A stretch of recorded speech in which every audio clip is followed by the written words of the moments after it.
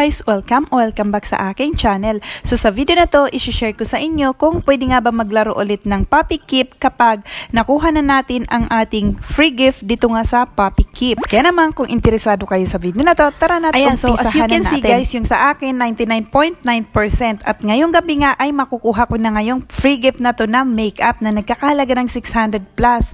So dahil nga na-complete na natin yung 100% na pagpapakain nga dito sa puppy ay marireceive na natin. Kaya nga lang guys, sa sobrang excite ko ay hindi ko na nga nakuhanan ng record or ng video yung pag-congrats sa akin ni Shein dahil nasobrahan ako ng excite at eto na lang yung na-screenshot ko. Ayan, kung mapapansin nyo nakalagay dyan, successfully claimed. Ayan, so sobrang tuwang-tuwa nga ako guys nung ganito yung nakita ko. And then eto naman yung katunayan na ipinadala na siya sa akin or ipapadala na sa akin siya ni Shein.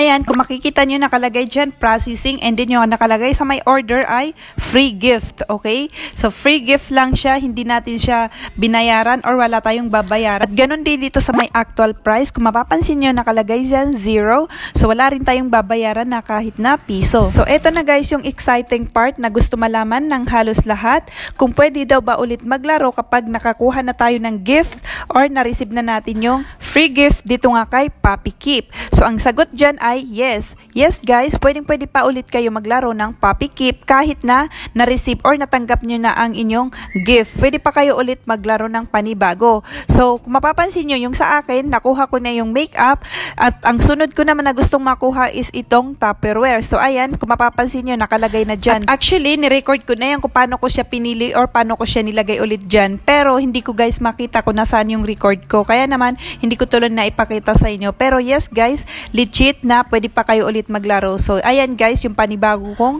makukuha yung Tupperware na yan. And take note guys na hanggang December 2025 na lang itong Puppy Keep. Kaya naman, sulitin nyo na habang meron pang Puppy Keep. So, I hope ay nakatulong tong video na to sa inyo. Please give it a thumbs up kung nagustuhan nyo and subscribe sa aking channel para updated kayo sa iba ko pang i-upload na mga video dito sa aking channel. Thanks so much for watching!